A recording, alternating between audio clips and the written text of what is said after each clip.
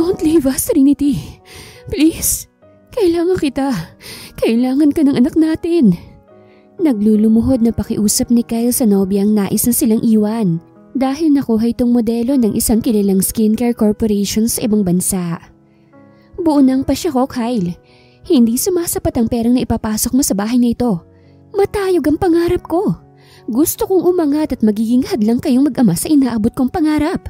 Pumayag lang naman akong ipagpatuloy ang pagbubuntis dahil sa sinabi mong ibibigay ang lahat ng nanaisin ko matapos kong manganak. Ngunit nasan na? Wala. Puro ka lamang salita. Napakalayo mo kay Franco. Kaya rin kita ipinagpalit sa kanya. Ayoko na, Kyle. I'm sorry pero hindi para sa akin ang pagiging ilaw ng tahanan na ninanais mo. Alam mo tamang mga magulang mo eh. Hindi ako mabuting babae. I don't even care kung kamumuhian mo ko. Sumama lang naman ako sa'yo dahil mataba pa noon ang wallet mo. Pero ngayong may anak ka na, wala na. Hindi kita kailanman minahal, Kyle. You're nothing. Wala kang kwenta. Isa kang talunan na walang mararating sa buhay. Masyado kang nakontento sa pagiging manager mo sa pipitsuging hotel ng ama mo. Matigas ang loob na sambit ni Trinity. Tsaka hinila ang maleta palabas ang kanilang silid. Ni hindi niya man lang sinulya pa ng ilang buwan pa lamang nilang anak. Napasuntok si Kyle sa sahig. Doble-doble ang sakit na nararamdaman niya. Ang puso niya ay para bang pinipiga. Naninikip ang dibdib niya dahil sa pagpipigil sa sariling luha. Ipinaglaban niya si Trinity sa mga magulang. Minahal niya ito at ibinigay ang lahat ng luho. Ngunit hindi pa rin pala naging sapat. Nagkulang pa rin. Tumayo siya at lumapit sa natutulog niyang anak. Payapa itong natutulog. Walang kaalam-alam sa nangyayari. Anak. Basag ang boses ng hinaplos ang pisngi ng paslit. Mapait siyang napangiti. Buong akala niya magiging masaya ang pagsasama nila ng babaeng pinili. Nakilala niya noon si Trinity sa isang event na pareho nilang dinaluhan. They've enjoyed the night. Hanggang sa nagkamabutihan at umabot na nga sa pagli-live-in nila at pagkakaroon ng anak. Patawad, anak. Hindi ni Daddy may bibigay ang kumpletong pamilya. Inakala ni Daddy na magiging maayos ang lahat.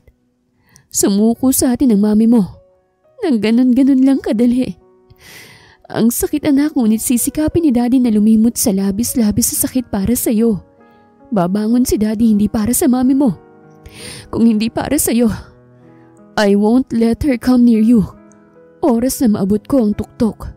Nawala na siya ng karapatan nang tumalikod siya at iniwan tayo. Daddy will always choose you, anak. I love you, Summer. Yumuko siya at pinatakan ng halik ang anak. Wala ni isang luhang pumatak sa kanyang mga mata. Tinatagan niya ang loob. Pinatigas niya ang sarili. Ginawa niyang inspirasyon ng anak nang mabigyan niya ito ng maayos at marangyang buhay. Itinakwil na si Kylie ng mga magulang magmula nang piliin niya noon si Trinity. Kaya't hindi siya naglakas loob na humiling ng tulong mula sa mga magulang. Kumuha siya na maaaring magbantay sa anak. Isang ginang ang kanyang nakuha. Mabait ang ginang at minahal kaagad ang kanyang anak. Kaya't napayapa ang isip niya. Hindi ni Kyle ipinalam sa kahit na kaninong nangyari sa pagitan nila ni Trinity. Dahil hindi niya nais na ipamukha ng mga taong nakakakilala sa kanya ang kanyang naging desisyon. Sa totoo lang, ay hindi siya nagsisisi. Dahil kung hindi niya piniling suwayin ng mga magulang niya, ay wala siya ngayong anak na nagbibigay ng lakas at nag-uumapaw na pangarap sa kanya.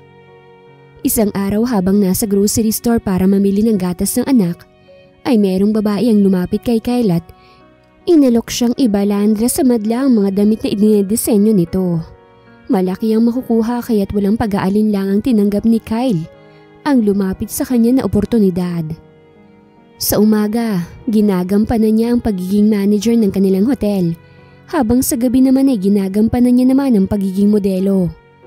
Matikas na lalaki si Kyle. His appearance was oozing hot and gorgeous, kaya't ilang beses nang naisalang ang mga larawan niya sa naglalakihang billboard sa Maynila. Mukha niya rin halos ang makikita mo sa ilang magazines. Days and months had passed. Unti-unti nang nakakapag-ipon si Kyle na umabot na halos ng bilyon na siyang ginamit niya sa pagpapatayo sa sariling kumpanya, paggawa ng iba't ibang klase at disenyo ng mga dekalidad na kasuotan ng kanyang naging negosyo. Marami ang umanib sa kumpanyang kanyang itinayo, kaya't mabilis yung nakasama sa mga nangungunang kumpanya. Hanggang sa makilala na nga siya bilang successful businessman ng sariling bansa. Sir Kyle, may sadya ho sana ako kaya po ako mangiistorbo sa inyo. Ani Manang Melinda isang hapon nang kunin nito ang atensyon ng amo na bising-busy sa kaharap nitong laptop. Nagtaas naman kagad si Kyle ng tingin. Ano ho ba yun, Manang? Magalang niyang tanong sa tagapag-alaga ng anak niyang nalalapit ng tumuntong sa tatlo. Kasi sir, yung asawa ko dinapuan ng sakit. Hindi naman maalagaan ng maayos ng isa kong anak dahil nag-aaral. Kaya kako magpapaalam na ho sana ako. Meron naman ho akong irerekomenda sa inyo bago ho ako umalis. Mabait hong dalaga at mahilig sa bata. Kaya't nasisiguro ko ho na mabilis lamang na makakagaanan ng loob ni Senyorita Summer ang pamangkin kong iyon. Anang Ginang. Kayo hong bahala, Manang. Ipapahatid ko na lang ho kayo kay Mang Domeng nang hindi na kayo mahirapan pa sa pagko-commute. Sandali lang po, Manang, at may kukunin lang po ako. Anya tumayo siya at nagtungo sa sariling silid. Dinukot ni Kyle ang makapal na pera sa kanyang safe. Pagkatapos ay lumabas na siya at inilagay sa palad ng tagapag-alaga ng kanyang anak ang pera. Kulang pa ho itong kabayaran sa pag-aalaga at pagmamahal mo sa anak ko, Manang. Tulong ko po ito. Gusto kong magkaroon ng maayos na buhay ang taong tumulong sa akin na mapadali ang pag-aabot sa pangarap kong ito. Maraming salamat, Manang. Naway gumaling ang asawa ninyo. Tinapik niya ng marahan ang naluluhang Ginang. Aasahan ko ho yung pamangkin nyo. Dagdag niya. Kay buti mong tao, Sir Kyle. Maraming salamat po. Napayakap ang Ginang kay Kyle dahil sa labis nitong galak. Hinaplos naman ni Kyle ang likod ng Ginang. Wala hong anuman, Manang. Sige na ho. Magpahinga na ho kayo. Anyang tinanguan naman kagad ng naluluha sa galak na Ginang. Kinaumagahan. Matapos maghanda ng agahan ay gumayak na ang Ginang kasama ang driver ni Kyle. Hindi na muna si Kyle pumasok sa kumpanya dahil wala siyang mapag-iiwanan sa anak. Daddy, umalis na po ba si Yaya? Kukusot-kusot ng matang tanong ni Summer sa ama. Kagigising lamang nito. Alam nito ang planong pag-alis ng tagapag-alaga dahil ipinaunawa yun ng Ginang dito. Yes, baby. Come, sabay na tayong kumain ng breakfast. Malambing niyang inakay ang anak patungong hapag. Yaya told me na meron siyang magiging kapalit. Where is she, Daddy? Inosenteng tanong nito at saka inilibot ang tingin sa paligid. Sinundo pa lang siya ni Mang Domeng, baby. Baka mamaya o bukas, narito na magiging kapalit ni Yaya Melinda mo. Sagot niya habang nilalagyan ng kanin ng plato ng anak. I want a nanay material, Daddy. Gusto ko po na kapag naging 3 na ako, meron na akong real mommy. Sorry to say this, Daddy, pero nalulungkot po ako. Nafufulfill mo po ang pagiging daddy ko, pero hindi po ang pagiging mommy. Because your job is to be a father to me lang po. Please, Daddy, give me a mommy po, please. Please? Please? Kapag nagrant mo po ang wish ko, ay magiging good girl and good daughter pa po ako lalo. Pakiusap nitong nagpahabag kay Kyle. Daddy, are you with me po? Untag ni Summer sa amang nakatitig lamang sa kanya. I'll try to grant your wish on your 3rd birthday. Pero sa ngayon kumain na muna tayo.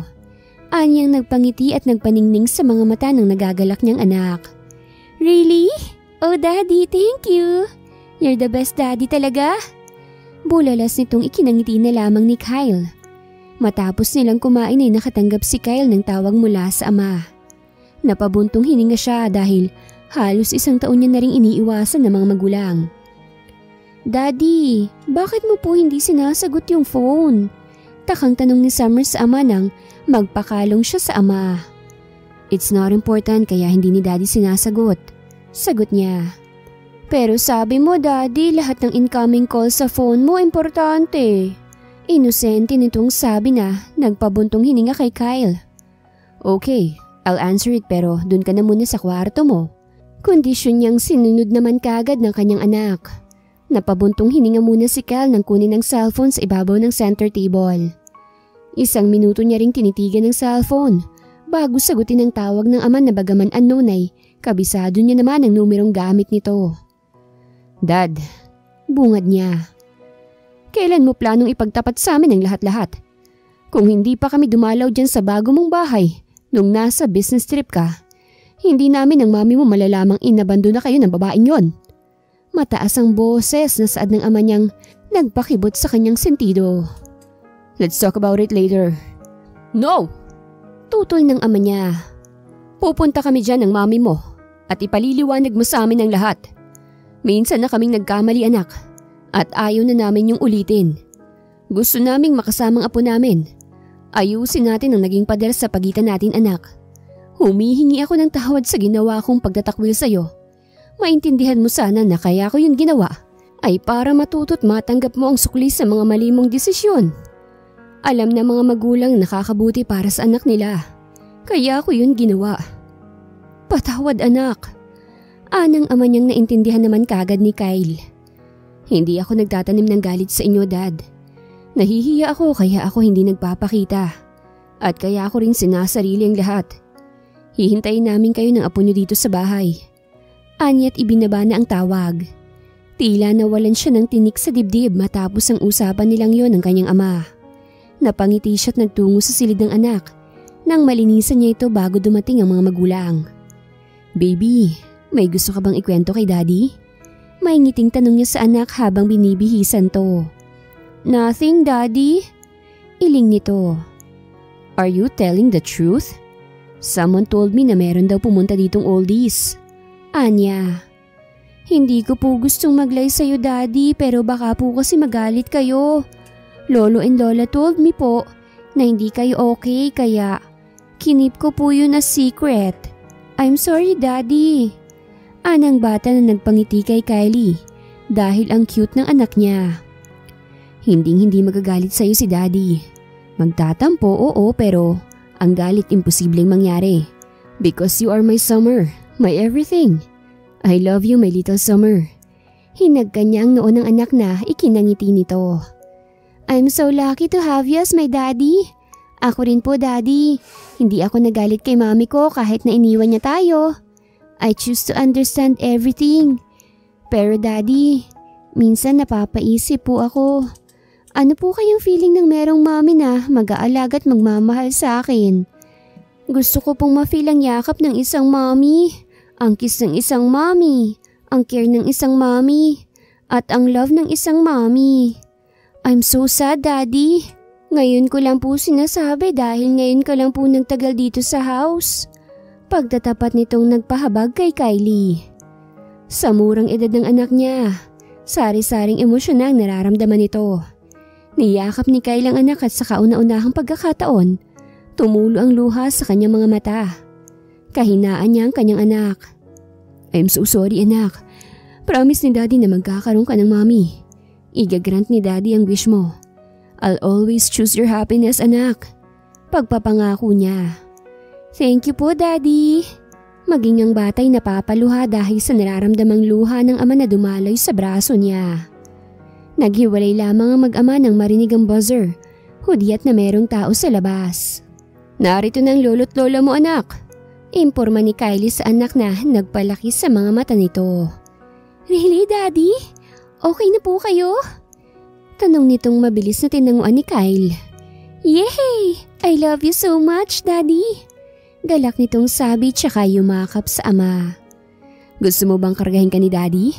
Tanong niya. No need, Daddy. Let's hold our hands na lang po para pag-welcome natin kina Grandma at Grandpa. Mahahag ko kagad sila. Bibo nitong sabi na nagpangiti sa ama. Okay. Anya't inakay ng anak upang mapagbuksan ng mga magulang. Summer, apo ko! Bulalas ni Maricar. Ina ni Kylie nang tuluyan silang pagbuksan ng pinangungulila ang anak. Grandma! Grandpa! Namiss ko po kayo! Anang bata tsaka dinamba ng yakap ang matatanda. Oh, our grandchild! Namiss ka rin namin na po! Anang matandang babae na nagiging emosyonal. How are you, Kylie? It's been a long time. Bakit mo naman sinarili ang lahat? Para saan pa't naging mga magulang mo kami?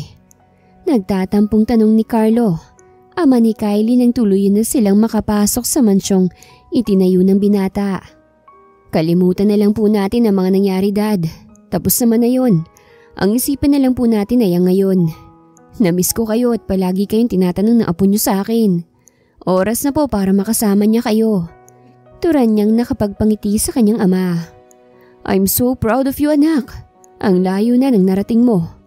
Mula sa pusong puri ni Carlos, anak, habang tinatabik ang braso nito. Nakaya kong lahat dahil sa inspirasyon ko. Si Summer yon. Anyang nagpatango-tango sa nabibilib niyang ama. Hindi ba nagtatanong ang apo ko tungkol sa ina niya? Naitanong ng amang ikinatanaw ni Kylie sa malayo. Hindi siya nagtatanong tungkol sa mami niya, ngunit naghahanap na siya ng ina. Naaawa ako sa anak ko, Dad, dahil napakarami niyang gustong maranasan. She eagerly wants a mother na dumating sa puntong hinihiling niya na yun sa akin. I promise to grant her wish, Dad, pero hindi ko naman alam kung kaya ko ba yung tuparin. Pagtatapat niyang ikinabuntong hininga ng Ginoo. Sabay nilang tinatanaw ang maglolang naglalaro. Subukan mong buksan muli ang puso mo, anak. Baka naman sa pagkakataong to, ibigay na ng Diyos ang tamang babae na makakasama mo. Ninyo ng apo ko habang buhay. Don't lose hope. Tiwala lang. Anitong tinanguan na lamang ni Kylie nang hindi na humaba pang usapan. Sumapit ang tanghalian. Nagsalo-salo silang pamilya na may ngiti sa kanilang mga labi, habang panay ang pag-usisa ng dalawang matanda sa kanilang kaisa-isang apo. Dumating na ang hapon kaya't nagpaalam na rin ang mag-asawa. Inalok ni Kylie ang mga magulang na doon na lamang tumira, ngunit tumanggi ang kanyang mga magulang. Dahil hindi naman na mga ito maaaring abandonahin ng mga taong nagsisilbi sa mga ito sa bahay na kanilang itinayo. Kaya't sinang-ayunan na lamang ni Kylie ang desisyon ng mga magulang. Sa kabilang banda naman, bising-busy si Sarah sa pagsisilid ng mga gamit sa bag na hiniram sa tiya Melinda niya. Kaagad niya kasing tinanggap ang alok ng tiyahin na maging tagapag-alaga ng batang babaeng inaalagaan nito. Wala nang pamilya si Sarah. 15 anyos lamang siya nang maulila sa magulang. Kung saan-saan siya ume-extra para mabuhay. Hindi niya nagawang tapusin ang high school dahil hindi niya kayang pag-aralin ng sarili. Ang kaya niya lamang ay lamnan ng kumakalam niyang tiyan. Sa gabi ay nakikisilong siya sa bahay ng tiyahin, habang sa umaga'y kumakayod siya sa kainang pinagtatrabahuhan bilang dishwasher. Sarah, bilis na at nang makalarga na kayo ni Domeng. Sigurado akong naghihintay na sa'yo si Senyorita Summer. Ani Melinda nang pumasok ito sa silid ng anak, kung saan nakikitulog si Sarah. Sandali na lang po, Chang. Magpapalit na lang po ako tapos ay bababa na po ako. Sagot niya. O siya, sige. Bilisan mo dahil malayo-layo pa ang biyahe. Anang ginang nang tinanguan na lamang ni Sarah. Umalis si Melinda kaya't ipinagpatuloy ni Sarah ang ginagawa. Nakaligo naman na siya kanina. Bago pa man dumating ang tiyahin kaya't magpapalit na lamang siya ng damit. Isang kupasing pantalon at printed t-shirt na bigay sa kanya ng pinsang si Lira ang kanyang isinuot. Yun lamang ang damit na masasabi niyang maayos-ayos. Pinusod niya ang maalong buhok bago isinukbit ang bag. Hindi na ako magbibilin sa iyo, Sarah, dahil mabubuting tao ang mag-amang pagsisilbihan mo sa mansyon. Medyo masungit nga lang kung minsan iyong si Sir Kylie, pero mabait naman yon. Ani Melinda nang maihatid ang pamangkin sa labasan, kung saan si Domeng naghihintay. Salamat po, Chang. Makakaasa po kayo sa akin. Hindi ko po kayo ipapahiya. Mauna na po ako. Salamat po ulit, Chang. Magpapadala ho ako tuwing katapusan. Anyang mariing inilingan ni Melinda. Huwag na. Ipunin mo ang pera para sa sarili mo. Sobra-sobrang ibinigay na tulong sa akin ni Sir Kylie. Ang isipin mo ay ang sarili mo. Huwag mo na kaming isipin dito dahil magiging maayos kami. Hiling ko lang sa iyong isa-puso mong trabaho mo doon. Mahalin mo si Summer dahil iyon ang kailangan ng batang iyon. Oho, salamat po ulit. Yumakap siya sa tiyahin bago pumasok sa puting sasakyan. Ipagpaalam niyo na lang po ako kay Lira. Pahabol niyang tinanguan naman kaagad ng nakangiti niyang tiyahin. Kumaway siya rito nang umandar na ang sasakyan. Sa biyahe natulog na lamang si Sarah. Nagigising lamang siya kapag hihinto sila upang kumain. Madaling araw na nang makarating sila ng Maynila. Pumasok ang sasakyan sa isang subdivision at sa dulo nun ay merong glass mansion na nakatayo. Dito na po ba yun, Mang Domeng? Usisa ni Sarah nang makababa sila sa kotse. Nasa harapan na sila ng malaking bahay. Oo, iha. Alika na't nang makilala mo na ang aalagaan mong bata. Aya ni Domeng tsaka nagpatiuna sa pagpasok sa mansyon. Nasaan si Sir Kylie, Lydia? Tanong ni Domeng sa isang kasambahay. Nasa silid po, Mang Domeng. Tatawagin ko po ba? Tanong ng dalagang kasambahay habang nakatanaw sa likuran ni Domeng. Oo, sabihin mong narito na ang kapalit ni Melinda. Sagot naman ni Domeng na kaagad namang sinunod ni Lydia. Ngunit bago umakyat upang tawagin ng amo, ay nagpakilala muna ito kay Sarah. Sa wakas, meron na rin akong makakasama dito sa mansyon na kaidarang ko lang. Masaya akong makilala ka, Sarah G. Birong saad ni Lydia.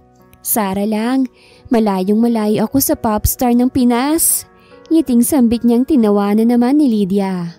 O siya, sandali lang at tatawagin ko lang si Sir ha. Paalam nito. Inilibot ni Sarah ang tingin sa palibot ng mansyon. Grabe, ang ganda at ang laki ng bahay na ito. Kahit yata 100 tao kakasya dito dahil sa sobrang laki. Mukhang mapapagod ng gusto mga nakatokus sa paglilinis dahil sa sobrang lawak ng lilinisan nila. Bubulong-bulong na saad ni Sarah. Hindi naman sila gaanong mahihirapan dahil karaniwang gamit nila sa paglilinis ay pawang gawa sa teknolohiya na. Saad ni Domeng nang marinig ang pagbulong-bulong ng dalaga. Natawa na lang ng alanganin si Sarah. Ikaw na po ba ang magiging new yaya ko? Saad ng maliit na tinig na nagpalingon kay Sarah. Bumungad sa dalaga ang magandang mukha ng malanghel na batang babae. Napakaganda nito at ang kulay ay maihahalin tulad mo na sa binalatang singkamas. Lumuhod naman sa paanan niya si Sarah nang sa ganun ay magpantay sila ng malanghel na batang babae. Ang ganda-ganda mo naman, baby girl. Anong name mo? Malambing niyang tanong na nagpangiti sa bata. I'm Summer Torado po, the only daughter of my kind and handsome daddy.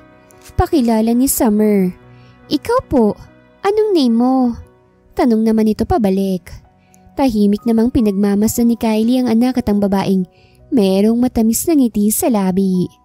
Nakikita't nadadama niyang mabuting babae ang kaharap ng kanyang anak. Kaya't magiging panatag lalo ang kalooban niyang iwanan ng anak sa kamay ng bago nitong yaya sa tuwing papasok siya sa sariling kumpanya. Ang buo kong pangalan ay Sarah Andal. Ako ang kapalit ni Tia Melinda na nag-alaga sa iyo sa nakalipas na 2.5 taon. Natutuwa akong makilala ka, Summer. Can I hug you, Yaya Sarah? Biglang hiling ni Summer na malugod namang sinang-ayunan ni Sarah. Ibinuka niya ang kamay. Matamis siyang umiti sa magiging alaga. Bahagya siyang natawa nang dumamba ito ng yakap sa kanya. Niyakap niya ang bata. Hinaplos niya ang mahaba nitong buhok. Pakiramdam ko po, Yaya Sarah, kayakap ko ang mami ko. Can you be my mommy po? Can you fulfill my needs as your daughter? Please say yes, Yaya Sarah. Ang tono nito'y nagsusumamo. Ha? Utal at nangangapang tanong ni Sarah. Can I talk to your yaya, baby? Singit ni Kylie kaya't kumawala ang anak niya sa bago nitong tagapag-alaga. Doon lamang ni Sarah na ibaling ang tingin sa simpatikong lalaki. Hindi na siya ngayon nagtataka kung bakit sobrang ganda ng batang aalagaan niya. Nagmana nga ito sa ama. Convince her to be my mommy, daddy. Pahabol na pakiusap ni Summer sa ama. Tango na lamang na itugon ni Kylie bago pa sunurin sa opisina ang dalaga. Have a seat. Itinuro ni Kylie ang kaharap na upuan. Sir. Pinutol ni Kylie ang dalaga. Hindi na ako magpapatumpik-tumpik pa. Gusto kong mag-ina-inahan ka sa anak ko.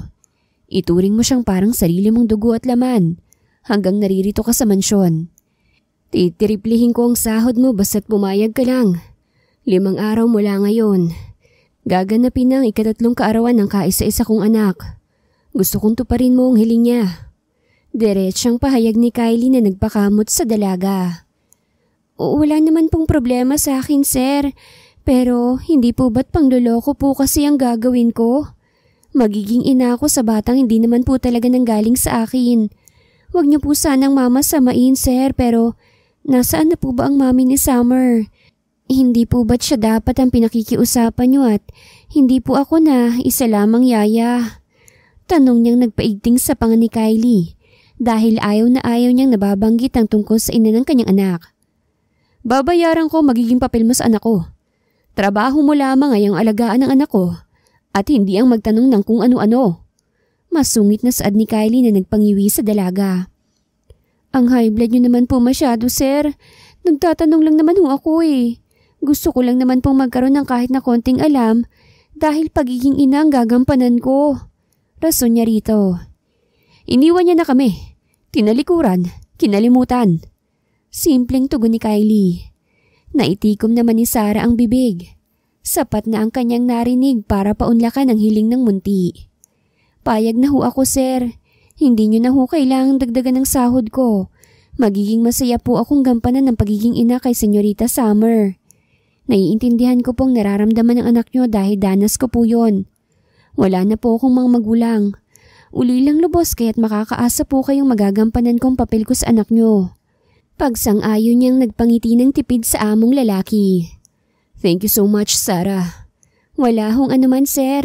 Labas na po ako at nang makapagpakilala po ako ng lubos sa alaga/anak ko. Mabiro niyang sabi na muli lang ring nginitian ni Kylie ng tipid. Sa paglabas ni Sarah ay napabuntong hininga si Kylie. Hindi niya alam kung tama ba ang ginagawa. Basta't ang tangi niya lamang alam sa mga sandaling to ay ang mapaligaya ang pinakamamahal na anak. Napasandal si Kylie sa couch. Hinilot niya ang sentido. Naipikit niya na rin ang mga mata. Hindi niya namalayang nakatulog siya. Nagising na lamang siya nang marahan siyang tapikin ni Sarah. Kakain na po, sir. Imporma ni Sarah. Sige, susunod na lang ako. Ani Kylie. Tumango si Sarah at tahimik na iniwan ng lalaki. Where's daddy, mami Sarah? Tanong ni Summer pagbalik na ngayoy kanya ng mami. I'm here. Sagot ni Kylie na sumunod naman kagad. Daddy, pwede po bang pagitnaan niyo ako ni mami Sarah? I want you to feed me po. Naglalambing na hiling ni Summer na pinaunlakan naman kagad ng dalawa. Kahit na naiilang ng husto na sinasabayan pa ng hiyang dalaga. Mami Sarah, if ever po ba naligawan ka ni daddy ko, sasagutin mo po ba siya? Inosenteng tanong ni Summer na nagpasamid sa kakasubo lamang ng pagkaing dalaga. Mabilis na kinuha ni Sarah ang baso ng tubig at sunod-sunod yung nilagok. Matapos uminom ay napakamot siya sa ulo. Hindi niya mahagilap ang salitang isasagot sa alaga.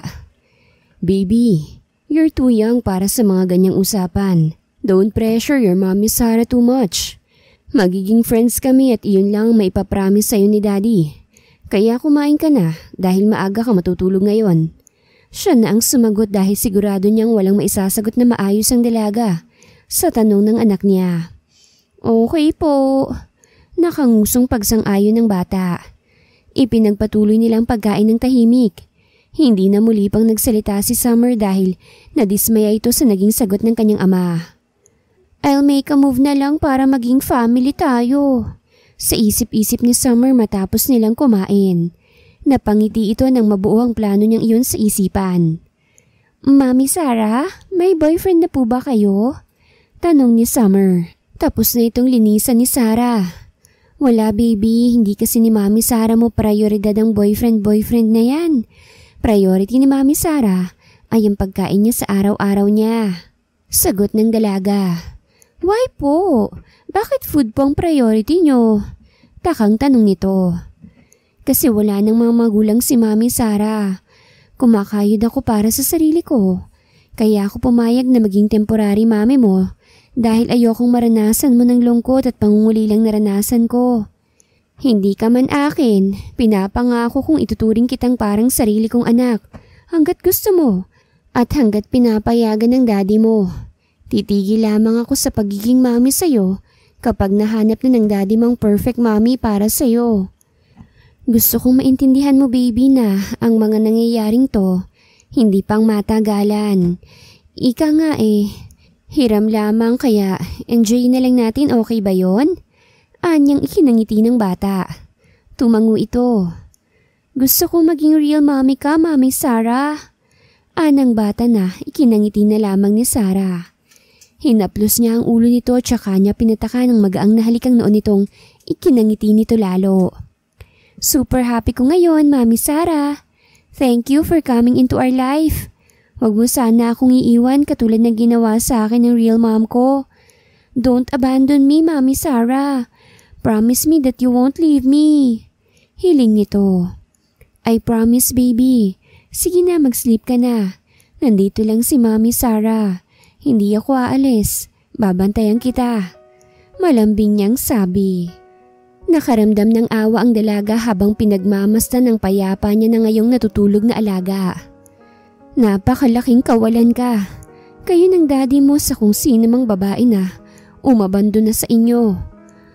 Kung ako ang nasa kalagayan ng totoo mong ina, hindi ko pipiliin kailanman na iwan ka.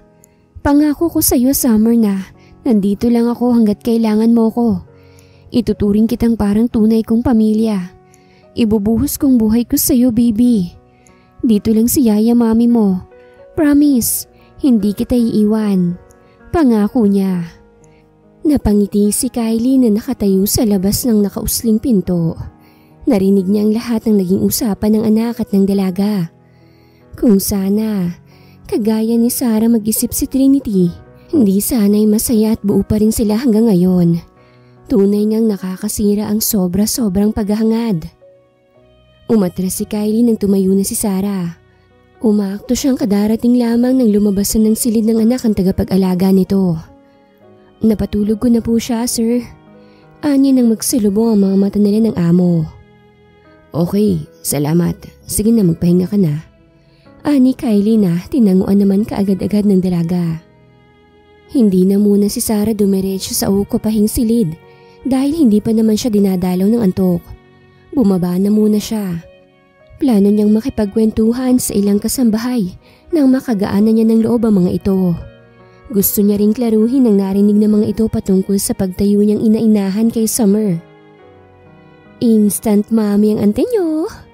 Bulalas ni Lydia. Nilingon naman to ni Sarah na may tipid ng ngiti sa labi. Naupo siya sa couch na sinundan naman ito. Hindi ko nga alam kung matutuwa ba ako sa pagiging instant mommy na ito. Alam kong bandang huli masasaktan ako, Lydia. Lalo't hindi naman akong ina. Pagiging ina-inahan lang naman ang magiging papel ko. Babayaran ang bawat serbisyo natin. Makakalimutan din nila tayo kapag hindi na nila tayo kailangan. Naawa ako sa bata kaya walang pag-aalinlangan kung tinanggap ang pakiusap ni Sir. Danas ko kasing nararamdaman ng alaga ko dahil wala na rin dito sa mundo ang mga magulang ko. Malungkot ang walang magulang, Lydia. Kaya kahit na sigurado akong masasaktan ng damdamin ko bandang huli dahil hindi naman mahirap mahalin si Summer ay sumugal pa rin ako. Alang-alang sa munting hiling ng bata. Pagsasaad niyang naintindihan naman ni Lydia. Matagal-tagal na rin ako dito. Kasabayan ko lang si Manang Melinda. Kaya't nasisiguro kong hindi ka basta-bastang malilimot na mga amo natin. Mabubuti silang tao, be. Kaya wag mo nang isipin na magiging katapusan ng papel na ginagampanan mo sa mag-ama. Just go with the flow lang. Ika nga nila. Hanggat wala ka namang nasasagasaan o naapakang tao. Tinupad mo lang naman yung matagal ng hiling ng bata. Pinasaya mo siya kaya go lang. Huwag mong isipin na iniisipan ka namin ng hindi maganda dahil hindi kami mga ganun dito. Nagsusuportahan kami rito kaya't maging open ka lang. Ani Lydia na nagpangiti sa kanya. Salamat. Kayo talagang sadya ko kaya mas pinili kong ipagpaliban na munang pamamahinga. Gusto kong klaruhin ang lahat at natutuwa naman akong hindi nyo iniisipan ng mali ang pagsang-ayon ko sa pakiusap ng mag-ama. Naiintindihan ka namin. O siya't ako'y tutulong na sa paglilinis. Magpahinga ka na. Dahil yung alaga mo maagang nagigising yun. Gusto nun na ang nag-aalaga sa kanyang naghahanda ng pagkain niya. Kaya sige na, matulog ka na. Sige, salamat ulit. Pahinga na rin kayo. Anyang tinanguan naman ni Lydia. Tumayo na siya't iniwan na ang dalagang kasambahay. Masaya siyang maunawain naman pala ang mga kasama niyang tulad niya. Nagsisilbi rin sa mag-amang Torado. Bakit gising ka pa? Baritonong boses ni Kylie ang nagpagulat sa pipihit pa lang sana ng pinto na dalaga. Nanggugulat naman kayo, sir. Sapo ang dibdib niyang reklamo. Magugulatin ka lang, giit ni Kylie. Bakit nga pala gising ka pa? Diba sabi ko magpahinga ka na dahil maaga ka pang gigising bukas? Masungit na tanong niyang ikinakamot sa ulo ng dalaga. Kwan sir nakipagkilala lang muna ako sa mga magiging kasama ko rito sa mansyon mo. Nang hindi naman sila makagawa ng haka-haka ba? Klinaro ko lang ho sa kanila ang mga nangyayari nang walang isiping hindi maganda tungkol sa akin. Ayoko kasi sir na pinag-iisipan ako ng hindi maganda dahil hindi ako nakakatulog ng maayos. Paliwanag niyang ikinatikwas ng kilay ni Kylie. Importante ba sa iyo ang sasabihin ng ibang tao? Tanong nito. Depende sir kung mabuti ba o masama. Sagot niya. Huwag mong isipin ang sasabihin ng ibang tao. Hayaan mo sila. Hindi silang magdidikta sa buhay mo.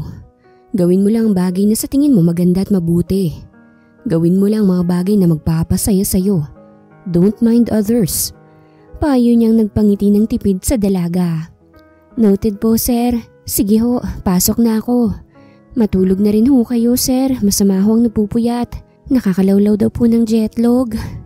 Biro niya tsaka dali-daling binuksan ng silid at kaagad na pumasok. Napailing-iling naman si Kylie. Mukhang kalog at bibo rin ang tagapag-alaga ng anak niya. Natutuwa siya rito dahil hindi ito nag-alangang magsabi ng opinyon sa kanya. Hindi rin to peke. Napaka-inosente kahit na kuminsan matabi lang dila. Mukhang magiging maayos ang papel na gagampanan nila sa mga darating pang araw. Umiral na naman yung katabilan ng dila mo, babaita ka. Bakit mo naman sinabi yung kanina? Nakakahiya tuloy. Feeling close ka masyado. Pangangaral niya sa sarili ng ibagsak ang katawan sa malambot niyang kama. Nag-init ang magkabila niyang pisngi ng matauhan sa mga pinagsasasabi niya kanina habang kaharap si Sir Kylie. Minsan talaga'y walang prenong bibig niya. Basta nalang bumubuka kaya't kung minsan napapahamak siya. Minabuti niya na lamang na waksihin sa isipan ng ginawa niya kanina. Mariin niyang ipinikit ang mga mata hanggang sa unti-unti na siyang hinila ng antok. Kinaumagahan ay sinipat kaagad ni Sarah ang oras. Mag-aalas 5 pa lang ng umaga. Bago bumaba ay nagsipilyo at naghilamos na muna siya. Pinusod niya na lang rin ulit ang mahabang buhok nang tuluyan ng lumabas. Pagdating niya sa kusina ay naroroon na si Lydia, kasama ang isa pang kasamahan nitong si Alona. Binati niya mga ito na gumanti rin naman ng bati sa kanya. Nagpatulong na lamang siya kay Lydia dahil wala siyang alam sa mga pagkain ng mga mayayaman. Hindi niya rin alam kung papaanong gumamit ng mga dipindot na lutuan. Sarah, ito tanong lang ha. Hindi ka ba nagagwapuhan kay sir? Iyon bang naa-attract? Wala bang ganun? Kasi kung meron, mas maganda nang maging true lalay ka ng mothers ng mini Diyosa ng mga turado. Tapos na silang maghanda ng agahan ng itanong yun ni Lydia. Mas bet ka namin kesa dun sa sekretarya ni sir na feeling jowa kapag nandito sa mansyon. Manduhera, utusan din naman ni sir. Dagdag pa ni Alona. Ano ba kayo? Walang ganon. Nakikita ko lang si Sir Kylie bilang isang mabuting tao. Higit sa lahat mabuting ama. Huwag niyong bigyan ng kulay ang nangyayari dahil nasa realidad tayo no. Wala tayo sa fantasy at lalong wala sa kung ano pa mang romance ekik-ekik na yan no. So wala? Sayang naman ante. Jackpot ka na kay sir kung sakasakali no. Hinayang na bulalas ni Lydia. Ano ka ba? Hindi ang kagaya kong mangmang at isang babaeng alikabok lang na babagay na ipares kay sir. Kaya naman tigilan nyo na yan. Trabaho ang sadya ko rito. Kahit naman ganito lang ako, may pangarap pa rin naman ako. Sa ngayon gagampanan ko na lang binitawan kong pangako sa alaga ko. Aalis lang ako kapag sinabi na nila. Tama na nga tayo sa chismis. Gigisingin ko lang muna yung alaga ko. Paalam niya tsaka iniwan na ang dalawa sa hapag. Alam mo be, nararamdaman ko magkakaroon ng magandang ending ang tatlong yun. Anas ni Lydia habang sinusundan ng tingin ng papaakyat na dalaga. Ako din. Palagay ko, unang mahuhulog ang manok natin. Ganon din si Sir Aba, maganda si Sarah kahit na parang nabilad na isda. Pabirong pagsang-ayon naman ni Alona. Luka-luka, mahirap ang buhay sa probinsya no, kaya wag mo nang pagdakan ng kulay ng manok natin. Saktong pag-akyat ni Sarah ay siya namang pagbukas ni Kylie sa pinto nito. Nagtagpong muli ang kanilang mga mata. Naunang nag-iwas ng tingin si Sarah. Magandang umaga po, sir. Gigisingin ko lang po ang alaga ko. Siya nga po pala, yung agahan nakahanda na. Anyang tinanguan lamang ni Kylie pagkatapos ay nilagpasan na siya nito. Pakiramdam niya niyakap siya ng isang malamig na hangin dahil sa lamig ng pakikitungo sa kanya ng among lalaki. Hindi niya tuloy mapigilang mahiya para sa sarili. Feeling close ka kasi. Anya sa sarili bago ipagpatuloy ang pagtungo sa silid ng alaga. Hindi naman nakalak ang silid ni Summer, kaya't mabilis lamang doon na nakapasok ang dalaga. Summer, gising na baby. Malambing niyang sabi habang marahan niyang tinatapik ang braso ng bata. Mommy, stay with us please. Don't leave me. Nananaginip na sambit ng natutulog pang bata. Summer, nananaginip ka lang. Gising na baby, nandito na si Mami Sarah. Hindi kita iiwan, pangako yan. Sa sinabi niyang biglang nagmulat ng mga mata niya ang bata. Napangiti ito at kaagad na bumangon upang yakapin siya. I had a bad dream, Mami Sarah. Iniwan mo raw po ako. Huwag mo po akong iiwan, Mami Sarah, please. Naiiyak nitong pakiusap. Hindi. Tumutupad ng pangako si Mami Sarah. Ang panaginip baby, kabaliktaran. Kung minsan na hindi naman totoo. Alika na, bumangon ka na lamang at nang makapag-agahan ka na. Naghanda si Mami Sarah mo ng masustansyang pagkain. Kailangan mong maubos yung niluto ko nang makapaglaro tayo sa labas. Saad niyang nagpasigla na sa kanina'y nalulungkot na bata. Para ka pong medicine, Mami. Nakangiting ani ni Summer na nginitian niya na lang din. Malapit na akong mag-3, Mami. Gusto ko dito na lang sa bahay mag-celebrate. Ayoko nang gawin yung sinasabi ni Daddy na grand birthday celebration sa hotel ni Grandpa. Kasi po ayoko nang masyadong maraming tao. Mas gusto ko pong kasama lang kayo na family ko. Ayoko pong kasama sa special day ko mga taong hindi ko naman family. Hawak kamay silang humahakbang pababa nang sabihin yun ni Summer. Sa daddy mo na lang yan sabihin baby. Kasi si Mami Sarah, taga-suporta lang naman. Si daddy kasi ang boss dito Anya, okay po Mami. Pagsang-ayon ito. Nang makababa sa hagdan, ay kaagad na nagpabuhat si Summer sa Mami Sarah niya. Patungong hapag. Tuwang-tuwa ito. Hindi maalis ang ngiti nito sa labi. Bakit parang ang saya-saya ng princess ko? Pwede bang malaman ni Daddy ang reason ng pagiging happy ng prinsesa ko? Ngiting usisa niya sa anak nang paupuin na ito ni Sarah sa katabi niyang upuan. Isa-isa ko na po kasing nafe-feel yung care at love ng isang mommy. Matapat na sagot ni Summer sa ama. Ginulo ni Kylie ang buhok ng anak bago sulyapan ang katabi ng anak na dalaga. Thank you. Walang himig niyang usal na, nginitian at tinanguan naman kaagad ng dalaga.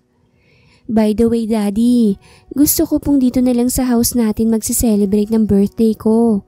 Ayoko po kasi Daddy ng grand celebration. Gusto ko po Daddy simple lang tapos po ang kasama ko kayo at complete po tayo. Anito matapos lunukin ang sinubong pagkain ng Mami Sarah niya. Okay, sure. Basta't ikakasaya mo baby. Sagot niyang ikinapalakpak ng munti. Thanks Daddy, I love you. I love you too. Hinagka niya sa noo ang anak bago simulang kumain ng agahan. Si Mami hindi mo po sasabihan ng I love you Daddy? Pili ang ngiting nakaguhit sa labi ni Summer. Naumid naman ang dalawa. Tumikhim si Kylie habang si Sarah napapainom na lang ng tubig. Hindi lahat sinasabihan ng I love you anak. Sinasabi lang ang word na love sa taong love na love mo. Kami ng Mami Sarah mo ay friends lang. Walang love so hindi ni Daddy pwedeng sabihin yun sa Mami Sarah mo. Mahinahong paliwanag niyang nagpatuli sa labi ng anak niya. Pero family na po tayo. You should love my Mommy Sarah Daddy because she's my mom. Giit nito. Summer, tama naman ang daddy mo. Sumabat na siya. Hindi basta-bastang sinasabi ang I love you. Lalo't hindi naman kami ng daddy mo. Ibang tao pa rin ako, baby. Kami ng daddy mo, friends lang. Tumayo akong mami mo kasi gusto namin, lalong-lalo na ng daddy mo na maging happy ka. Kumain na lang tayo kasi di ba maglalaro pa tayo? Pagpapaunawa niyang tinanguan na lamang ng nadidismayang bata. Iwi-wish ko rin kay Papa God na magkaroon ng love sa inyo para maging real family na talaga tayo. Pahabol pa nitong hindi na lamang inimkan pa ng dalawa nang hindi na humaba pa ang usapan. Pasensya ka na sa mga pinagsasasabi ng anak ko. Intindihin mo na lang. Mahinang saad ni Kylie nang umalis sa hapag ang anak upang maghugas ng kamay sa lababo.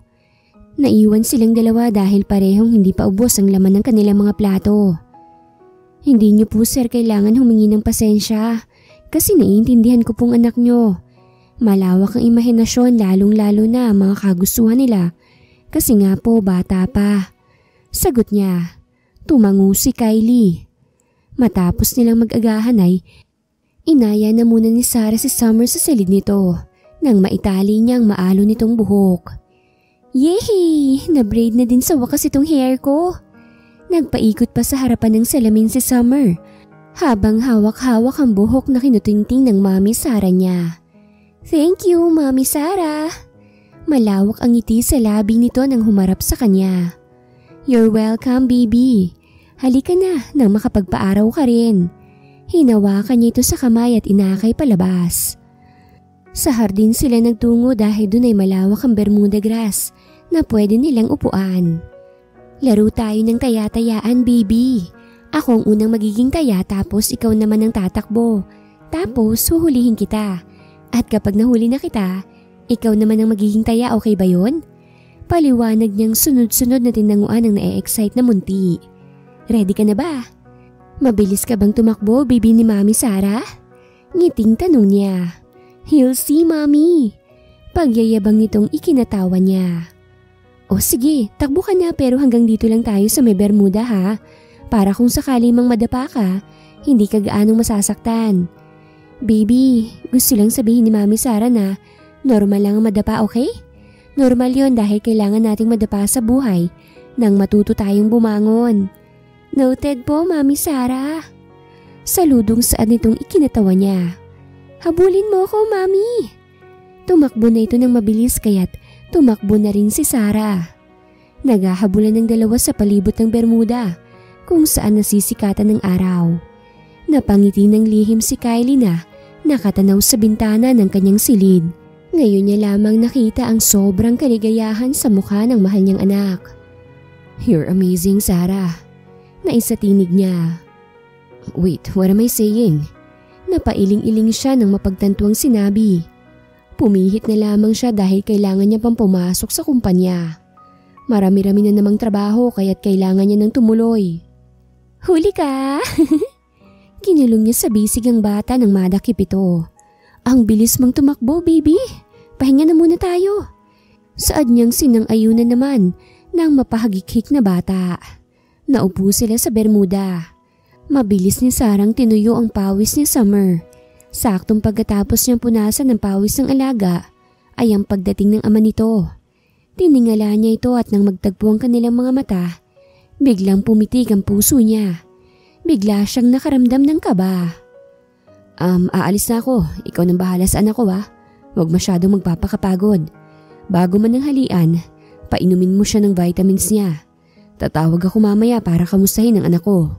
Seryosong ani ni Kylie sa dalagang pawisan. Why so serious, Daddy? Hindi ba kapag kinakausap ang women ng isang man, dapat may sweetness and gentleness?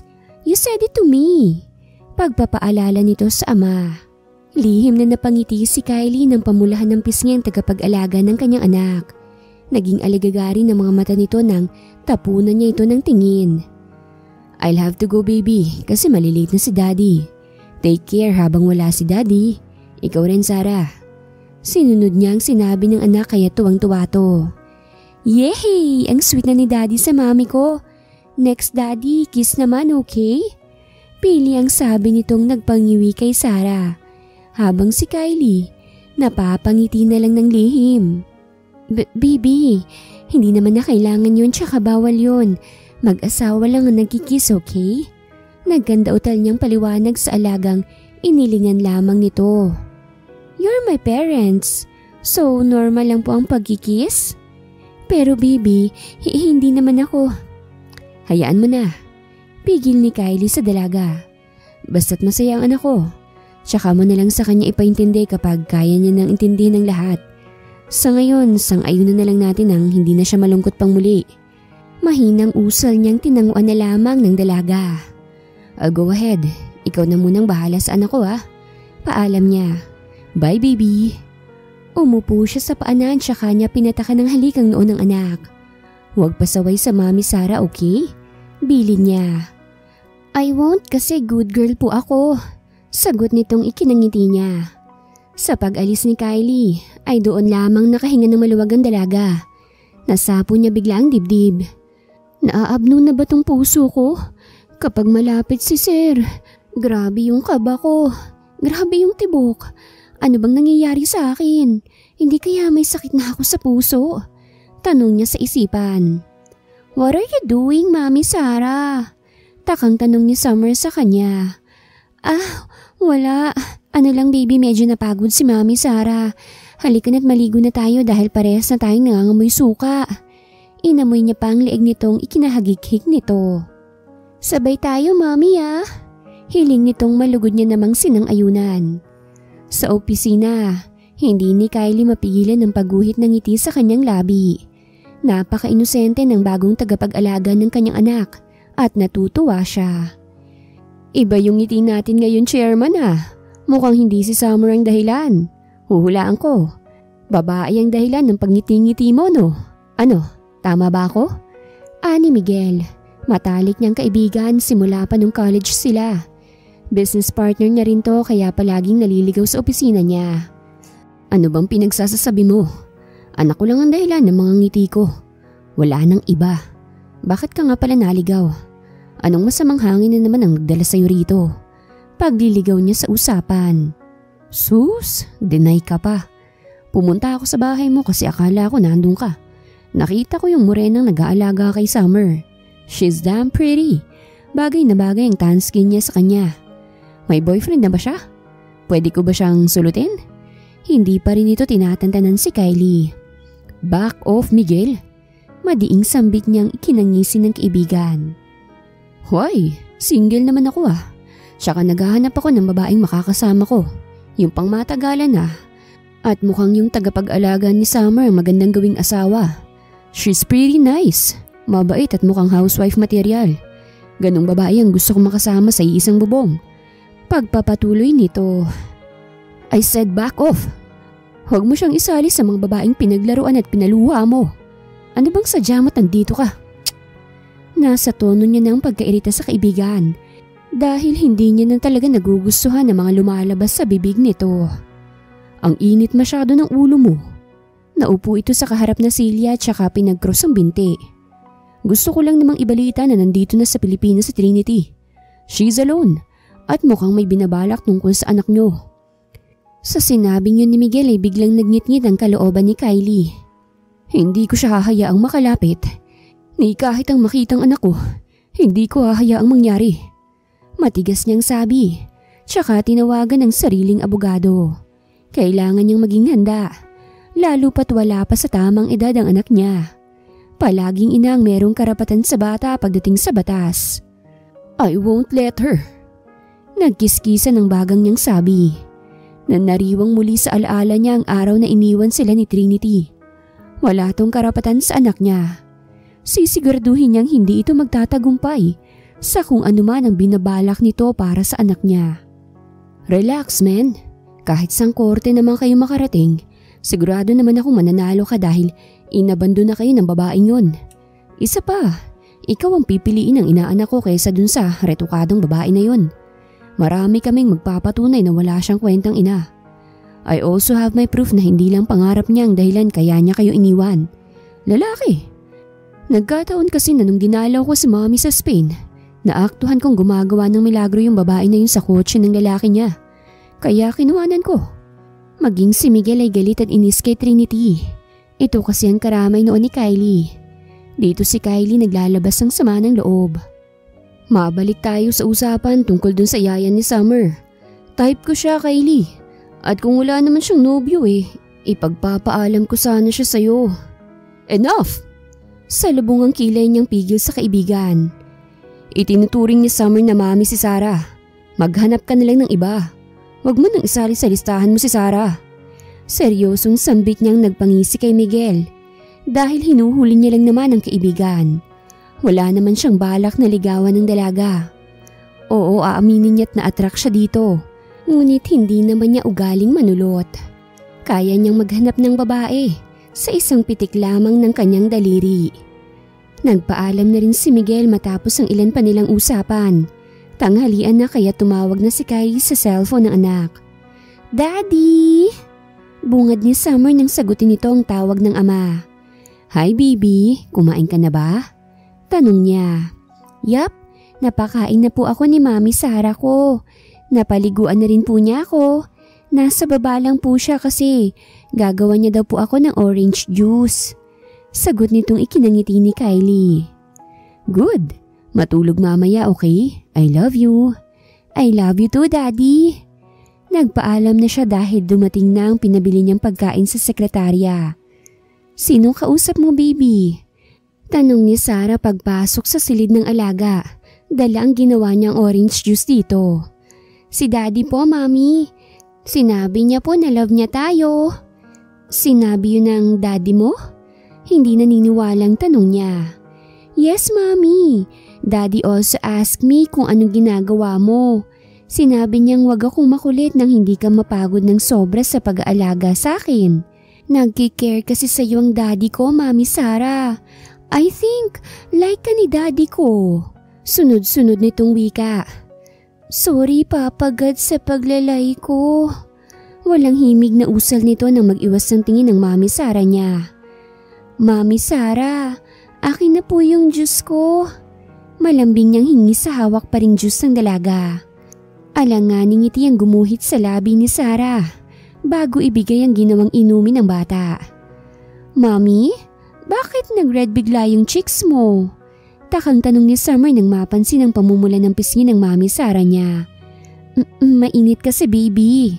Rason niya. Hindi naman mainit, may aircon naman Mami. I think yan po yung sinasabi ni Ate Lydia na blush. Nagbablush po ba kayo kasi sinabi ko yung sinabi ni Daddy sa akin?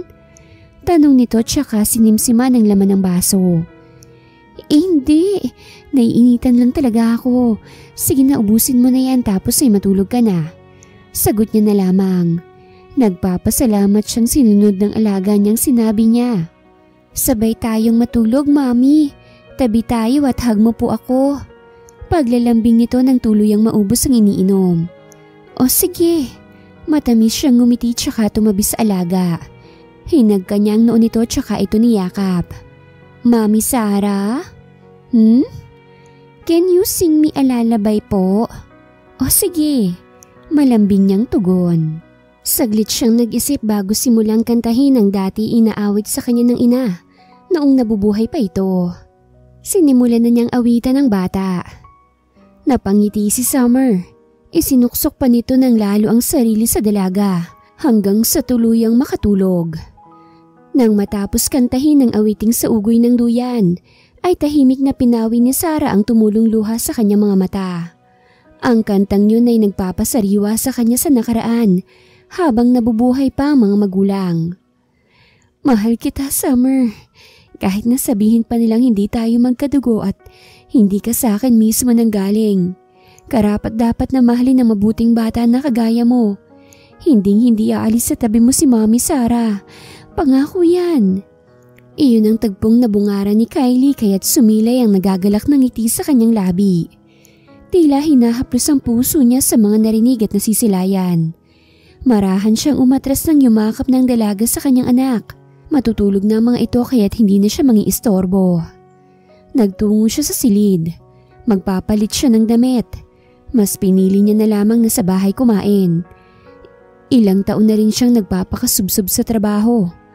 Oras naman niya siguro upang bigyan niya ng oras at atensyon ang kaisa-isang dahilan kung bakit siya nagpupursige.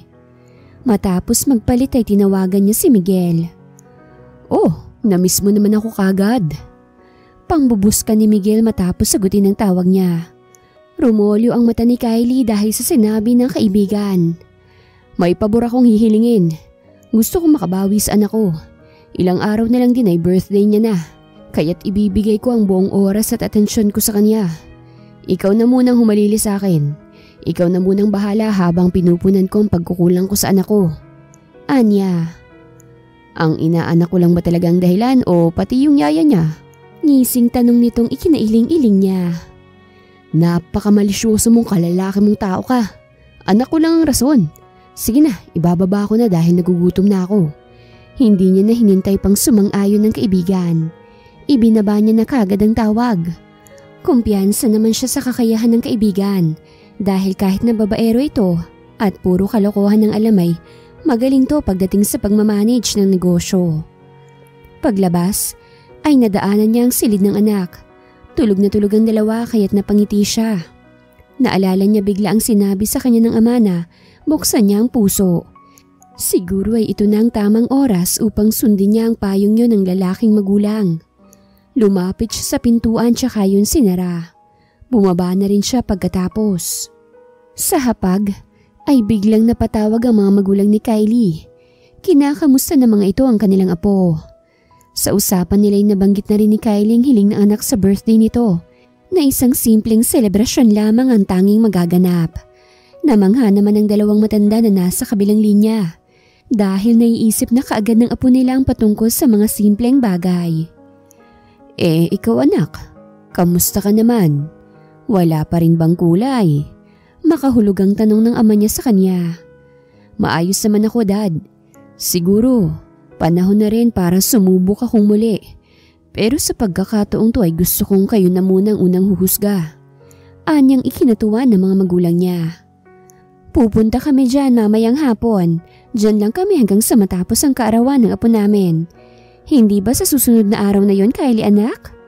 Usisa naman ng kanyang ina sa kanya. "Yes, Mom." Maiksi niyang tugon.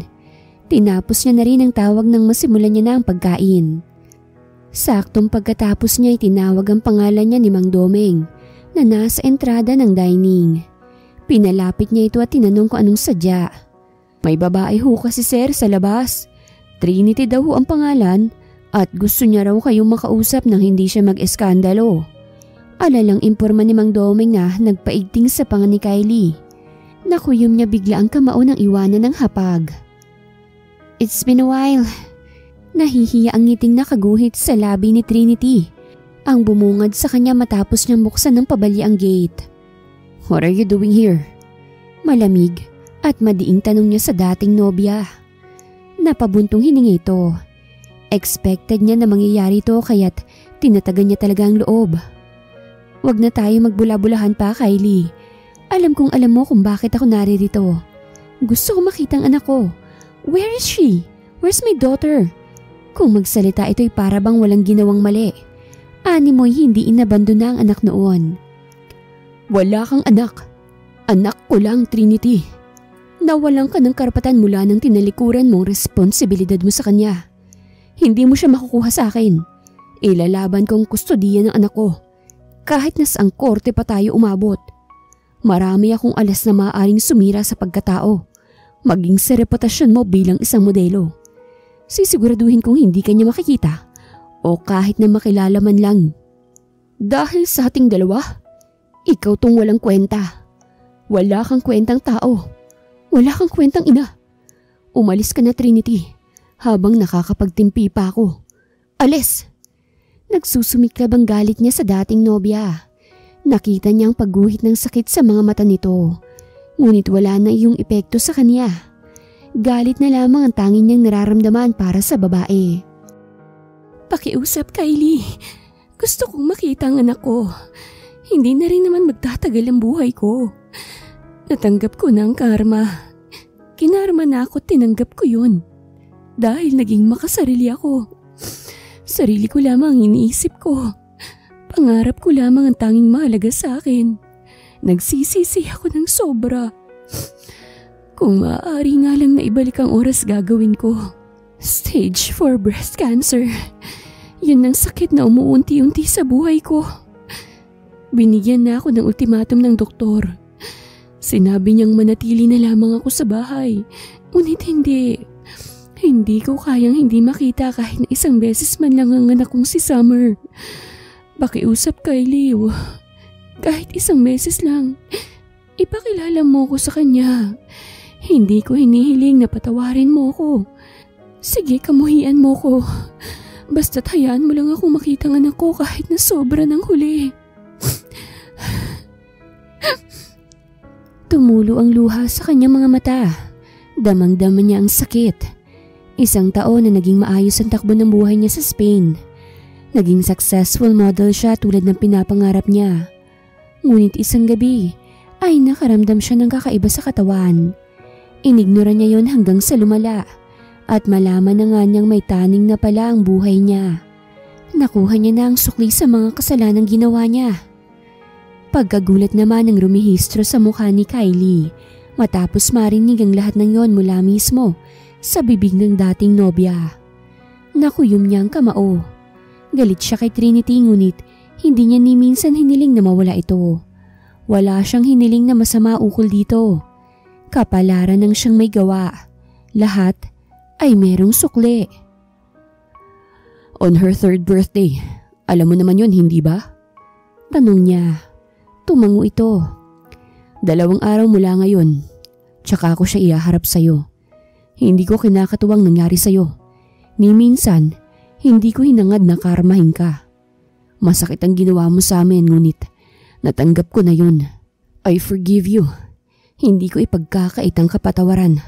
Lalo't ito na ang huli. Bukal sa loob ang pagpapatawad niya sa dating nobya. Hindi siya ganun kasama upang ipagkait ang kapatawaran dito. Tila na wala ang tinik sa kanyang dibdib matapos yung sabihin. Ang galit na kinikim-kim niya para dito. Tila ba tinangay ng malakas na hangin. Tinapik niya si Trinity sa braso na ikinatangis nito. I'm sorry. I'm really sorry, Kylie. Hagulgul nitong sabi. Tumango si Kylie bago umatras. Salamat. Basag ang boses nitong pasasalamat sa kabutihan ng dating nobyo. Nobyo na sinayang niya. Nobyong ipinagpalit niya sa lalaking mapanakit, physically, spiritually, and lastly, emotionally. Sige na, bumalik ka na lang sa 3 kaarawan ng anak natin. Anya't pumihit na papasok. Napabuga siya ng hangin nang maupo sa sofa. Rinig niya ang papalayong sasakyan ng dating nobya. Lydia, Alona. Tawag niya sa mga ito. Tumalima naman kaagad ang 2 kasambahay. May kailangan po kayo, sir? Tanong ni Lydia. Maghanda kayo ng merienda nating lahat. Utos niyang sinunod gagad ng 2. Tumayo siya tsaka kinuha ang frame ng nooy. 1 buwan pa lamang na si Summer. Hinaplos niya ang frame tsaka yun niyakap. Narito na ang mami mo sa Pilipinas, anak. Gusto niyang makita ka. Mahinang sambit niya. Hinaplos niyang muling larawan ng anak bago yun ibalik sa mesa. Minabuti niya na lamang na magtungo sa silid. Naligo siya pagkatapos ay lumabas muli. Gising na ang anak at ang dalagang itinuturing nitong ina pagkababa niya. Bilo-bilong hinandang merienda nila Lydia at Alona. Saktong pagkaluto nila ay dumating ang mga magulang ni Kylie. Malisyosang sinipat ni Maricar ang dalagang tinatawag ng kanyang apo na Mami Sara. Pati na ang anak nitong iba ang uri ng tingin ibinibigay para sa tagapag-alaga ng kanyang apo. Nakakaamoy ako ng umuusbong na pag-ibig. Bulong ni Maricar sa asawa. Shh! Hayaan lang natin ang anak natin. Nakikita kong mabuting babaeng napili ng apo nating maging mami niya. Nasisiguro ko mahal na sa pagkakataong to ay magiging masaya ng anak at ang apo natin. Anang Ginoo na sinang-ayunan ng ginang. Dahil maging ito, ganun din ang nararamdaman para sa dalagang si Sara. Magaan ang loob nila rito. Mabait kasi ito at magalang. Mapagmahal din kaya't Nakuha kagad ng dalaga ang kanilang simpatya. Araw ng Biyernes, ang araw ng espesyal na araw ni Summer. Kasalukuyang tinitirintas ni Sarah ang buhok ni Summer. Suot na nito ang ipinagawang dress ng ama na ginaya ang disenyo sa isang Disney princess. Ang ganda-ganda mo talaga, baby. Para ka ng prinsesa. Puri niya habang hinahaplos ang mukha ng dalaga. You're pretty too, Mama Sarah. Balik puri nito sa kanya.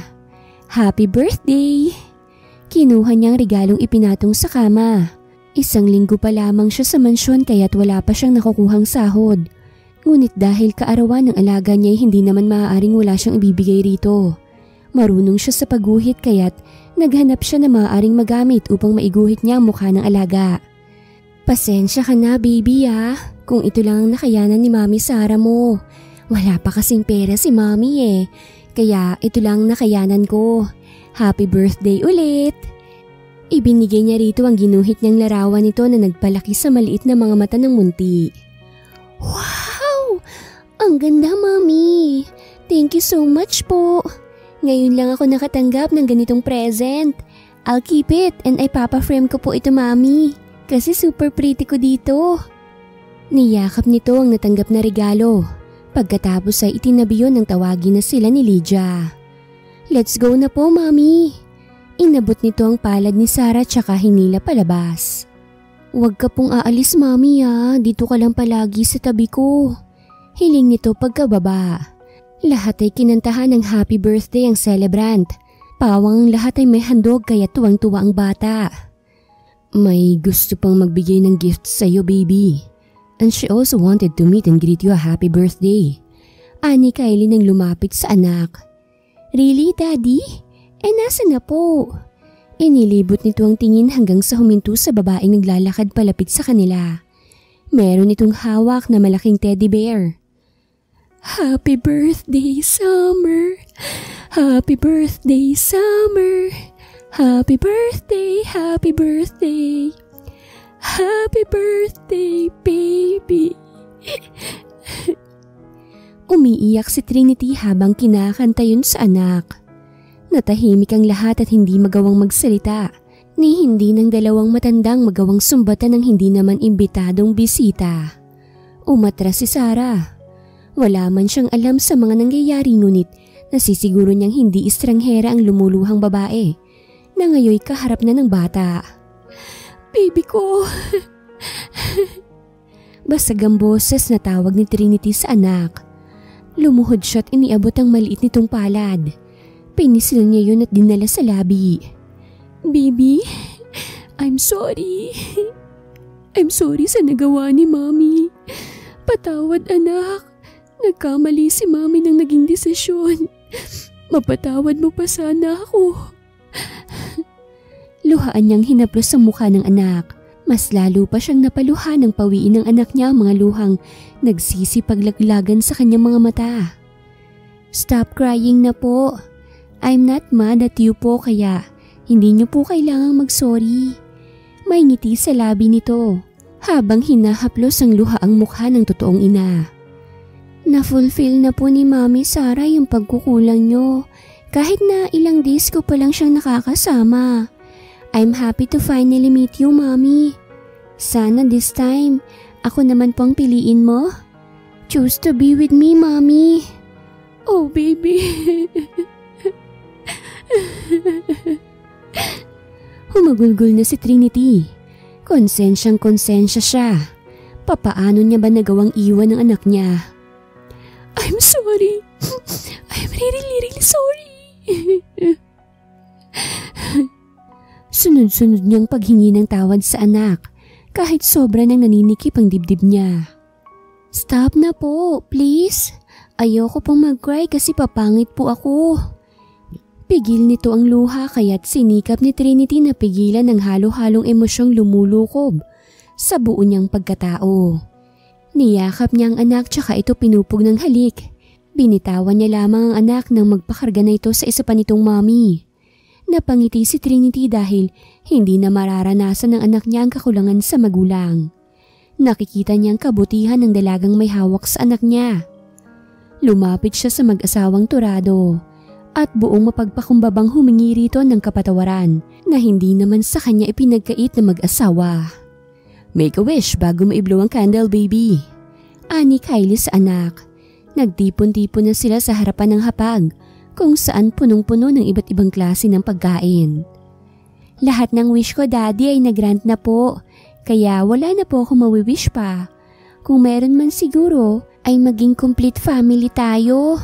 Happy po ako na nakilala ko ng real mommy ko. Pero mas magiging happy po ako kung magiging real mommy ko rin si Mommy Sarah ko. Magagrant din ng daddy mo ang wish mong yan, anak. I'll assure you that. Kinindatan ni Trinity ang anak na nagpangiti dito ng malaki. Oh, kumain na tayo. Saad ni Ginoong Torado. Pinangunahan na nito ang pagkuha ng pagkain. Pwede ba tayong mag-usap? Ani Trinity nang lapitan si Sarah na kinukuha ang ice cream na hinihingi ni Summer. Oo naman, ngiting sagot niya. Ikaw na lamang, Lydiang, magbigay nitong ice cream kay Summer. Iniabot niya sa kasamahan ng ice cream na hinihingi sa kanya ng alaga niya. Hinintay lamang nilang umalis si Lydia bago nila simulan ang usapan. Ipinagkakatiwala ko na sa iyong anak ko, Sarah. Marami akong kamaliang nagawa sa buhay. Pinili kong pangarap ko kaysa sa sarili kong anak. You deserve them and they deserve you. Hindi na magtatagal ang buhay ko dahil sa sakit na nagpapahirap sa akin. Karma is real. Mapait itong ngumiti. Masasaktan po ng sobra si Summer. Anya. I know, pero nandyan ka naman. Kaya mong paghilumin na magiging sugat sa puso niya oras na mawala na ako. Alagaan mo sila para sa akin, Sarah. Iniabot niya ang palad nito tsaka yun marahang pinisil. Ipagpaalam mo nilang ako sa anak ko, ha? Ikaw nang bahalang magpaliwanag sa kanya. Ang sama na kasi talaga ng pakiramdam ko eh. Ayokong dito pa magkalat at mas lalong ayokong sirain ang espesyal na araw ng anak ko. Kaya't aalis na ako. Tinapik niya ang braso ng dalaga. Tsaka niya ito tinalikuran. Pinahid niya ang luha bago dumaan sa backdoor ng mansyon. Napabuntong hininga si Sarah. Naaawa siya sa ina ni Summer. Hindi nito deserve ang nakuhang sakit. Lahat naman ay nagkakamali. Pinili niya na lamang na balikan ng alaga ngunit nakatulog na umano ito. Kaya't kaagad siyang sumunod sa silid ng alaga. Umalis na ba siya? Tanong ni Kylie habang nakaupo sa gilid ng kama ng anak. Hindi niya man tignan ang mukha ng taong pumasok sa silid ng anak ay nasisiguro niyang si Sarah yon. Kaya mo po ba siya pinakilala kasi alam mo na? Mahinang tanong niya. Nanatili siya sa paanan ng kama. Wala siyang narinig na sagot mula sa lalaki kaya't tumikhim na lamang siya. Ako na lang pong magbabantay kay Summer, sir. Hinahanap na po kasi kayo ng mga magulang niyo dun sa baba. Anya. Sarah. Tumayo siya't pumihit paharap sa dalaga. Sir, bakit po? Nagkandautal niyang sabi. Kalabisan ba kung hihilingin kong maging biological mother ka ng anak ko? Ang tono niya'y nakikiusap habang ang kanyang mga mata ay nanlalamlam. I won't pressure you. Hihintayin ko hanggang sa maging handa ka na. Sa ngayon magpahinga ka na. Good night, Sarah. Anya nang makita sa mga mata ng dalaga ang kaba. Wala itong maapuhap na salita. Mukhang nabigla ito. Marahil ay sa mga susunod na araw niya nalang ulit tatanungin ang sinabi kanina. Gusto ko. Nagbaba siya ng tingin matapos yung sabihin. Karangalan kong maging ina't gampanan ng pagiging ina sa alaga ko. Masyado mang maiksi ang araw ng pagsasama namin ngunit minahal ko na po talaga si Summer ng higit pa sa sarili ko. Kaya opo, payag akong maging biological mother niya. Nagtaas siya ng tingin matapos niyang sabihin ng pagsang-ayon sa alok ng binata. So, payag ka na rin na maging partner ko? Pigilang ngiti niya sa labi nang itanong yun sa dalaga. Po? Naumid siyang bigla. Nag-init rin ang buo niyang mukha habang ang palad ay nanunubig dahil sa pagpapawis. Lihim na napangiti ang lalaki. Sinuklay niya ang buhok gamit ang daliri bago basain ang labi. Kapag naging biological mother ka ng anak ko, ay magiging partner tayo. Pamilya ang tamang salita. Magkasintahan o di kaya'y mag-asawa. Papayag ka pa rin ba? Baritonong tanong niya habang pigil pa rin ang ngiti. Ha? Siguro? Pwede? Hindi na bastang kaba ngayoy bumubundol sa kanya. Pumitik-pitik ang puso niyang tumatambol at ang dahilan nun ay ang lalaking kaharap. Humakbang si Kylie palapit sa dalaga. Hindi siya nagkakamali sa nararamdaman. Nahulog siya sa tagapag-alaga ng anak niya nang hindi niya namamalayan. Ang sobra-sobrang pagmamahal na ibinibigay nito sa anak niya. Ang pinakadahilan kaya nito nakuha ng ganun kadali ang puso niyang inakala niya ng bato. Makalipas ang halos 3 taon, nakumpirma niya lamang ang namuong pagtingin sa dalaga nang magpaalam muli si Miguel na liligawan nito si Sarah. Nainis siya sa kaibigan ngunit dahil wala naman siyang karapatan ay pinakalma niya ang sarili at sinabi sa kaibigang tantanan nito ang dalaga. Pasalamat na lang siya na nakinig ito dahil kung hindi ay baka sinipa niya na si Miguel palabas ng kanyang mansyon. Hindi ko alam kung kailan at kung papaanong nagsimula. Basta ko nalang naramdaman yung pananabik at saya kapag nakikita ka. Napapangiti mo ko kahit na wala ka namang ginagawa.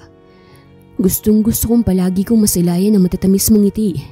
Kahit na hindi ako ang dahilan. You've got my attention simula nang minahal mong anak ko. I'm in love. I'm deeply in love with you, Sarah. Gusto kong sumugal sa huling pagkakataon dahil alam kong this time, hindi na ako matatalo. This time alam kong checkmate na ako. Be the mother of my child and be my wife. Ang himig niya'y nagsusumamo. Hindi mo ba ako tatanungin, sir, kung gusto ba kita? Natuwa siyang hindi na siya nautal. Mahal mo ba ako? Teretsahang tanong niyang ikinapulang lalo ng pisngi ng dalaga. I think I already know the answer.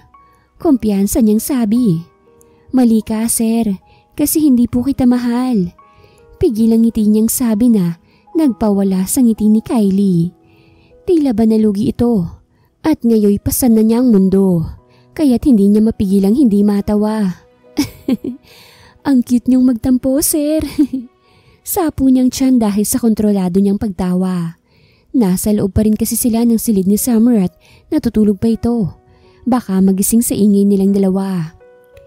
Sir ka ng sir dyan, may pangalan naman ako. Simangot niyang sabi. For the first time, ngayon ko lang naranasang ma-reject. Maraming babae ang humahanga sa akin. Maraming nakapila pero iisa lang ang nakapasa. Nadidismayan niyang sabi. Buong akala niya'y magiging swabe ang pagtatapat niya ng nararamdaman para sa dalagang ngayon nilalaman na ng kanyang puso. Ngunit kabaliktaran pala. Sana pala, tinago niya na lang nang hindi niya naranasan ng rejection. Ang dali mo namang sumuko, Sir Kylie. Anya. Isa pang sir, hahalikan na talaga kita. Banta niya. Hindi ako ganun kadaling sumuko, Sarah. Wala pa nga akong ginagawa, susuko na agad. Napapalabi niyang giit. Napangiti siya dahil ngayon niya lamang nakita ang childish side ng ama ng itinuturing niyang anak na si Summer. Sir Kylie, gusto rin kita. Hindi niya na kayang pigilan. Ayaw niya nang humaba palalo ang nguso ng lalaking unang nagpatibok sa kanyang puso. Mahal din kita. Una akala ko kabalang pero tibok ng puso na pala. Noong nagkausap kayo ni Trinity ay nakaramdam ako ng konting kirot sa dibdib. Nagsiselos pala ako, Sir Kylie. Pagtatapat niya, napangiti si Kylie. Kay diling nilipad ang tampong nararamdaman niya para kay Sarah nang sabihin nitong hindi siya nito mahal. Gayong kamahal-mahal naman siya. Inilang hakbang niya ang distansya nila ni Sarah. Kinabig niya ito at pinakatitigan. Silly, I already warned you pero sumaway ka. Kaya kailangan mong parusahan. Anya't sinakop ang labi nitong balak pa sanang bumuka. Dinala niya ang kamay ng dalaga sa leeg habang ang kamay niya namay nakapulupot sa bewang nito. Isinandal niya ang babaeng minamahal sa pader at masuyo niyang inangkin ang malambot nitong labi. Why are you eating mommy's lips, Daddy? Otomatikong naghiwalay ang labi ng dalawa matapos marinig ang boses ng kanilang anak. Napalunok si Sarah habang si Kylie ay wagas ang pagkakangiti. I'm not eating mommy's lips, baby. I'm kissing her because I love her. We're a couple now, baby. At soon magiging husband and wife. Magiging real mommy mo na si Mami Sarah. Paliwanag niya sa anak nang maupo sa kama nito at marahang hinaplos ang ulo. Finally! Matinis ang boses nitong sabi dahil sa pagsigaw. Napayakap ito sa ama. Come, Mommy! Group hug tayo! Aya nito na malugod namang pinaunlakan ng dalaga. Ito na po ang pinaka the best birthday ko dahil lahat ng wish ko tinupad ni Papa God. Super happy ko, Mommy and Daddy. Finally, one big happy family na tayo. Yakap nito ang mga magulang. Makikita mo talaga ang saya sa mga mukha nila. Sabay na hinagka ng dalawang pisngi ng kanilang anak. Sa kama mismo nito ay nagtabi-tabi sila sa pagtulog.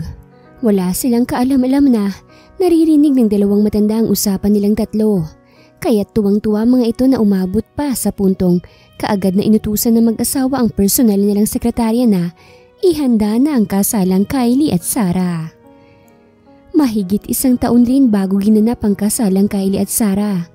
Dumalo ang lahat ng kakilala at naging malapit sa kanila. Naroroon ang tiya Melinda ni Sarah, pati na ang anak nito. Natagalan ang panunumpa ng pag-iibigan nila dahil matapos lamang ang kaarawan ni Summer ay nabalitaan nilang na maalam na si Trinity. Pinili ng magkasintahang ipagpaliban ang kanilang kasal na inihanda ng mga magulang ni Kylie para sa kanila bilang paggalang na rin sa namaalam na si Trinity. Nalungkot ng husto ang bata, ngunit dahil pinupuno ito ng atensyon at pagmamahal ng mga magulang ay mabilis nitong natanggap ang pangyayari. Mas pinili ng newlywed na mag-honeymoon dito na lamang sa Pilipinas dahil iyon ang gusto ni Sarah. Takot kasi siyang sumakay ng eroplano. Sa Tagaytay nila napiling buuin ang kasunod ng anak nilang si Summer. Doon ay ipinadama ni Kylie kung gaano niya kamahal ang asawa. Walang araw na lumipas na hindi niya hinandugan ng bulaklak ang pinakamamahal na asawa. I love you, aking Reyna. Masuyong sambit ni Kylie sa asawa. Nakakulong ito sa kanya, katatapos pa lamang ng mainit nilang tagpo. I love you too, aking hari.